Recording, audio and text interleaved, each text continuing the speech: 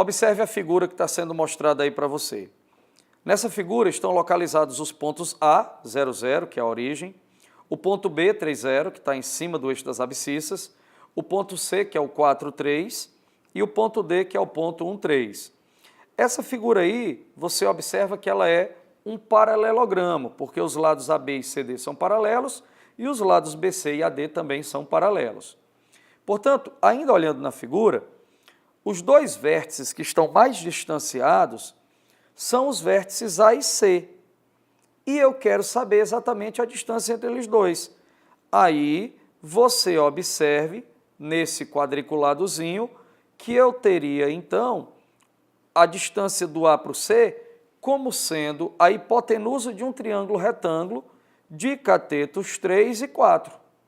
Portanto, a distância do ponto A ao ponto C é a hipotenusa do triângulo de catetos 3 e 4, é o famoso triângulo 3, 4, 5. E a alternativa correta é a alternativa de letra B. A quantidade de bolinhas que tem nas fileiras 35 e 36 é exatamente 35 mais 36, que é igual a 71. E a quantidade de bolinhas que tem nas fileiras 19 e 20 é 19 mais 20, o que dá igual a 39.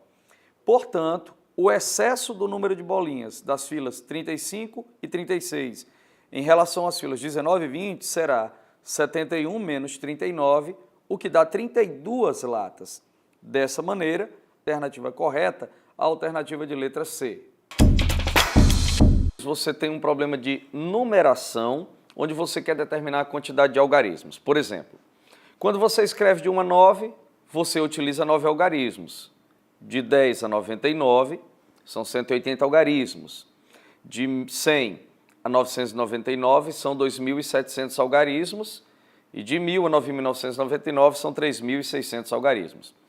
Observe que tudo isso que eu acabei de falar, o problema ele dá no texto base.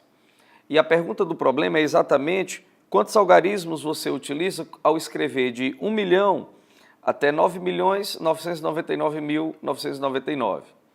Os números de 1 milhão até 9.999.999 são números formados por 7 algarismos. Agora observe o seguinte, quando você escreve de 1 a 9, você gasta 9 algarismos.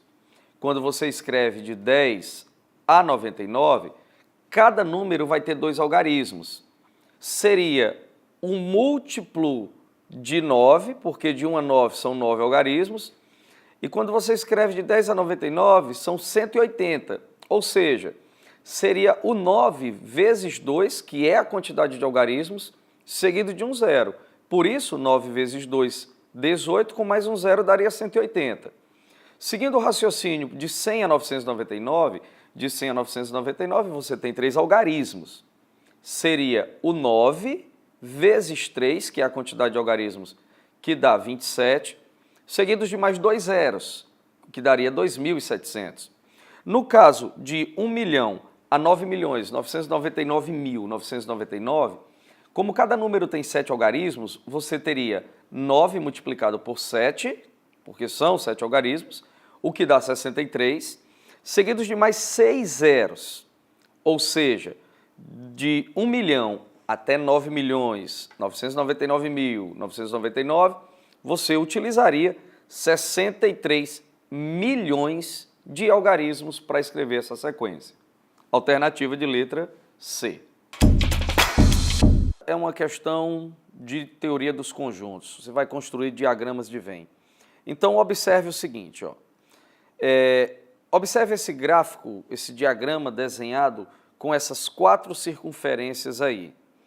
Você tem as pessoas que estudam, que falam francês, estudam francês, as que estudam alemão, inglês e russo. Então, ao distribuir todas as informações dadas no problema, você tem esse diagrama aí já com todos esses números representados. E ele quer que você analise a alternativa correta em relação à distribuição dos alunos desse curso. Como o número total de alunos é 150, esse X aí, que está representado na figura, ele vai ser obtido por meio da seguinte equação. 20 mais 4 mais x mais 6 mais 22 mais 1, mais 20, mais 20, mais 24, mais 28, tem que dar igual a 150, o que vai nos dar um x igual a 5. Assim, o número de alunos que estudam simultaneamente as línguas alemão, francês e inglês é 5 e a alternativa correta é a letra A. Observando o gráfico, para calcular o número de faltas no período considerado, você vai fazer o seguinte. Observe a tabela que a gente vai montar a partir desse gráfico. Você tem que, em 8 dias, não houve nenhuma falta. Já número de faltas sendo 1, você vai ter que, em 5 dias, aconteceram uma falta. E o total de faltas será 5, 1 vezes 5. O número de faltas sendo 2 em cada dia, no número de dias 3, você vai ter que foram, no total, 2 vezes 3, 6 faltas. Se o número de faltas for 3, o número de dias em que aconteceram 3 faltas vai ser 6, e 3 vezes 6 dá um 18, dá um total de 18 faltas. Se o número de faltas por dia foi 4, e o número de dias que houveram 4 faltas foi 2, 4 vezes 2 vai dar 8 faltas no total. E, finalmente, se o número de faltas for 5, o número de dias em que houveram 5 faltas foi 3, você vai ter 5 vezes 3, 15 faltas. Portanto, a quantidade total de faltas vai ser a soma do 0 com o 5, com o 6, com o 18, com o 8 e com o 15. Exatamente a última coluna dessa tabela, o que vai dar um total de 52 faltas, e a alternativa correta é a letra C. Observe que a casa que Davi comprou custou 100 mil reais, e 2 anos depois ele vendeu essa casa para Carlos e teve uma valorização de 40%, ou seja, ele comprou por 100 mil, mas como ele vendeu com a valorização de 40%, ele vendeu por 140 mil. Aí, 2 anos depois, o Carlos precisou vender a casa. E aí o problema disso é que ele teve um prejuízo de 40%, né? Então, se ele teve um prejuízo de 40%, ele vendeu apenas por 60% do valor que ele comprou. E 60% de 140 mil dá 84 mil reais. Portanto, em relação ao preço inicial do imóvel, que era 100 mil, né, esses 84 mil, eles vão representar apenas 84% do valor inicial. Ou seja, houve uma desvalorização de 16% no preço do imóvel. E a alternativa correta é a letra A. Eu tenho aqui o primeiro formato obtido, mostrado aí nas planificações. Observe que é possível você montar o cubo. Vamos então aqui para o segundo formato. Na segunda planificação também é possível você montar o cubo. Veja então aí o cubo montado aqui. Terceira planificação, você também observa aqui, ó, terceira planificação, ela também fecha perfeitamente um cubo, ok? O cubo fechado. A quarta planificação, ela também fecha um cubo, como você vê aí, ó. A quinta planificação seria essa aqui. Vamos fechar aqui.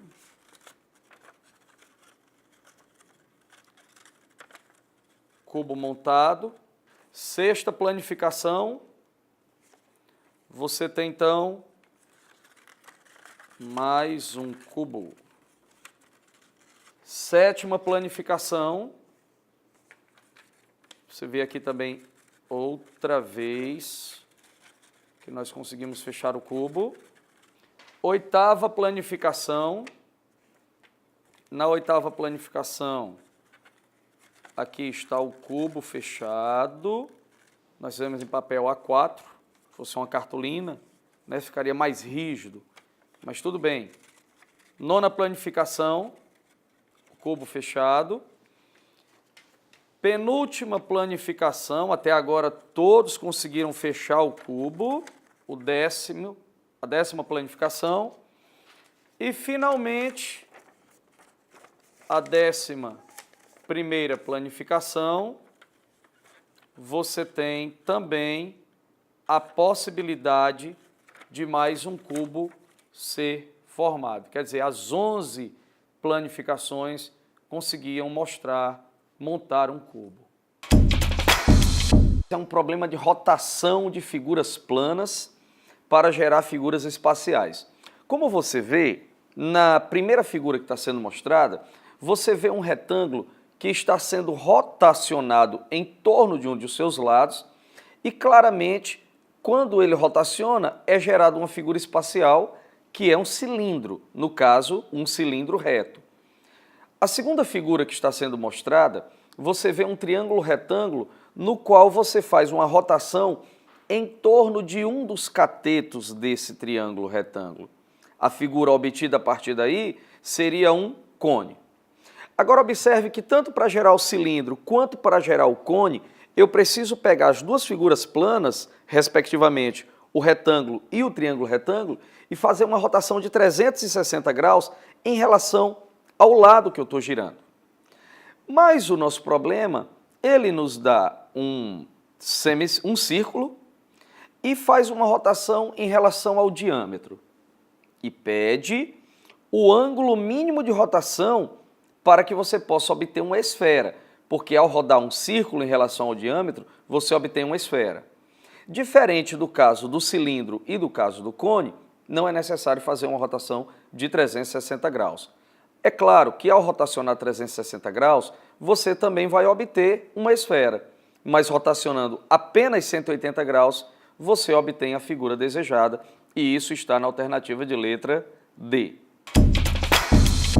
Você tem um eixo, pelo qual você vai utilizar como sendo o eixo de rotação de uma determinada figura, para poder dar origem a um toroide. O toroide é exatamente formato de uma câmara de ar cheia. Antigamente os pneus de carro tinham câmaras internas, chamadas câmaras de ar, como você vê aí na figura do problema 63. Pois bem, se você tem o eixo e você vai girar uma figura ao redor desse eixo para que dê origem a um toroide como esse aí, a figura só pode ser um círculo. Ao girar um círculo em torno desse eixo, você vai ter exatamente o surgimento da figura circular gerada aqui, no caso, representada pela nossa câmara de ar, que é chamada cientificamente, matematicamente, fisicamente, como toroide. Portanto, a alternativa correta, a letra E. É uma questão que exige uma visão espacial assim tremenda. É uma questão bem difícil, possivelmente uma das mais difíceis da prova. Pois bem, observe a animação que nós preparamos aí para mostrar para você esse problema. Você vê o cubo, né? Vou passar um plano pelos pontos médios que foram descritos no enunciado, esse hexágono MNPQRS que você vê. E agora nós vamos separar as duas figuras. Você vê dois sólidos. E é claro, você está vendo que eles são iguais. Interessante demais isso aí. A alternativa que você vai ter, mostrando que esses dois volumes são iguais, é exatamente a de letra E, que diz assim: ambos, né, os dois sólidos, terão o mesmo volume, além de uma face hexagonal, 3 faces triangulares e 3 faces pentagonais, ok? Alternativa correta, a letra E. Você tem uma bicicleta, um ponto marcado lá embaixo na bicicleta, na rodinha da bicicleta, ponto P, e à medida que essa roda vai girando, esse ponto P ele vai descrevendo uma figura. Então, eu gostaria que você desse uma olhada aí, nessa primeira animação, ela mostra diversas posições da roda da bicicleta se movimentando, são diversas posições diferentes. E esse ponto P, ele foi desenhado em várias posições diferentes. Então, se eu ligo todos esses pontos, eu vou ter essa espécie de arco, esse arco aí, o conjunto de todos os pontos nos quais o P passa, a trajetória desse ponto P, ela é exatamente essa curva que você vê, seriam como se fosse assim, arcos, não são de circunferências, essa curva é chamada de cicloide. O ponto ele vai descrevendo exatamente essa curva formada por pequenos arcos, que parecem arcos de circunferência, mas na realidade essa curva ela é chamada de uma cicloide. Portanto, a alternativa correta para essa questão é a letra B. Você tem dois poliedros, um poliedro A e um poliedro B. Eu quero falar primeiramente sobre esse poliedro B. Esse poliedro B ele é classificado como um poliedro convexo. Por quê? Se você pegar dois pontos quaisquer no interior desse poliedro e ligar esses dois pontos por meio de um segmento, esse segmento ficará totalmente contido dentro do poliedro. Isso não acontece com o caso do poliedro A, porque existem alguns pontos que você pode escolher no interior dele e quando você liga os dois pontos, o segmento não vai ficar totalmente contido dentro do poliedro. Aí, nesse caso, o poliedro é classificado como côncavo. Vamos para o poliedro B. Ele possui 6 faces, 12 arestas e os 8 vértices. Vamos para o poliedro A. Ele tem 8 faces, 18 arestas e 12 vértices. Ok? Muito bem. A alternativa que tem tudo isso que nós acabamos de descrever e mostrar é a alternativa de letra A. Observe a figura que está mostrada. Você tem 3 pontos destacados, o ponto A, o ponto B e o ponto C.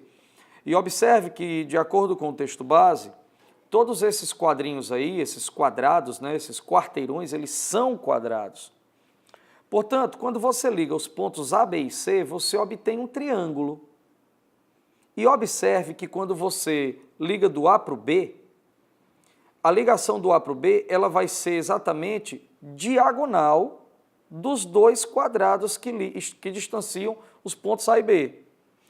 E quando você liga o B para o C, o segmento que liga BC também será diagonal dos 3 quadrados que distanciam os pontos B e C.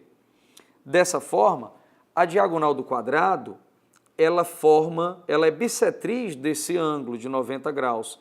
Portanto, a diagonal AB, ela é bissetriz do quadradinho que está colado no B, e a diagonal BC vai ser bissetriz do quadradinho que está também formado no ponto B. Dessa maneira, esses dois lados, o lado AB e o lado BC, eles vão formar um ângulo reto, um ângulo de 90 graus. A gente quer saber o quarteirão que possui o ponto que equidista, aliás, de A, B e C. Como o triângulo é retângulo, o ponto que vai equidistar desses 3 vértices será o ponto médio da hipotenusa. É o circuncentro do triângulo retângulo ABC. E o circuncentro do triângulo retângulo ABC, ele é exatamente o ponto médio da hipotenusa. É esse ponto que é equidista dos 3 vértices do triângulo.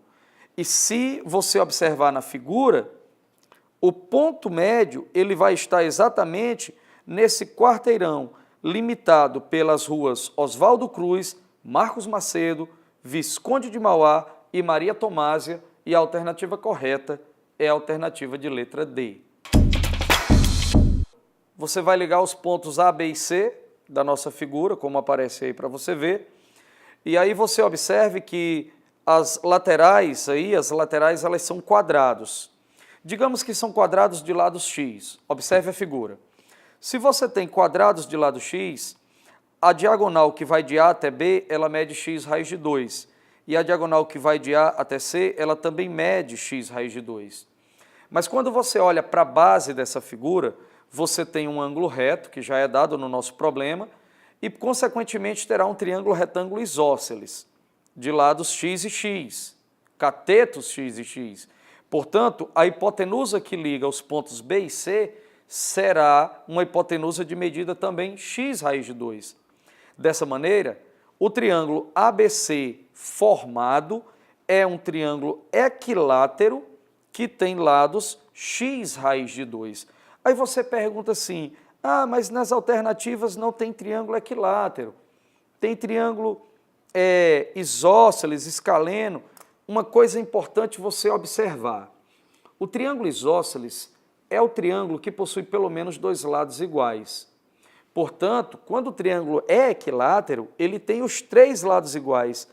Mas se ele tem os três lados iguais, ele tem dois.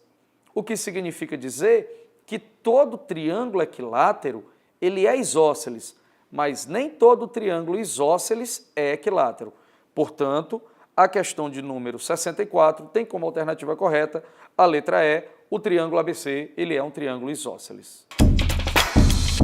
Nesse problema, eu tenho três figuras, né? Figura 1, a borboleta, figura 2 aqui é uma figura formada por dois pedaços, né?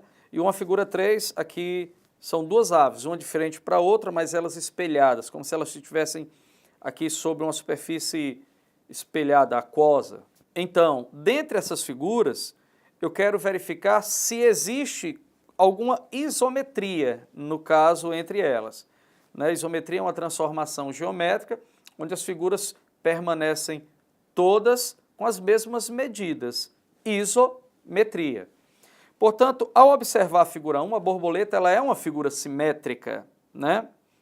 A figura 2 também tem uma simetria, e a terceira figura, essa aí, com certeza também é uma figura simétrica. Portanto, nas três figuras você percebe que simetria, e a questão 155 vai ter como resposta a letra E, dizendo que há simetria nas três figuras. Você tem a representação de uma régua, que tem duas graduações, uma em polegada e outra em milímetros. E ele pede para você calcular o valor da expressão, 3/4 de polegada mais 1/8 de polegada menos 1 milímetro.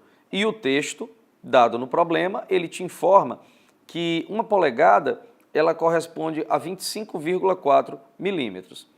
Portanto, ao fazer a expressão 3/4 de polegada mais 1/8 de polegada menos 1 milímetro, ela se torna 0,75 polegadas mais 0,125 polegadas menos 1 milímetro. Quando você soma 0,75 com 0,125 polegada, você vai obter 0,875 polegada. Só que cada polegada corresponde a 25,4 milímetros. Portanto, você multiplica 0,875 por 25,4, aí você vai ter uma medida em milímetros, e depois você diminui de 1 milímetro, que é o milímetro que tem na expressão, o que vai dar 21,225 milímetros. Aí quando você olha para a figura, essa medida de 21,225 milímetros, ela estaria melhor representada pela alternativa, pelo ponto C.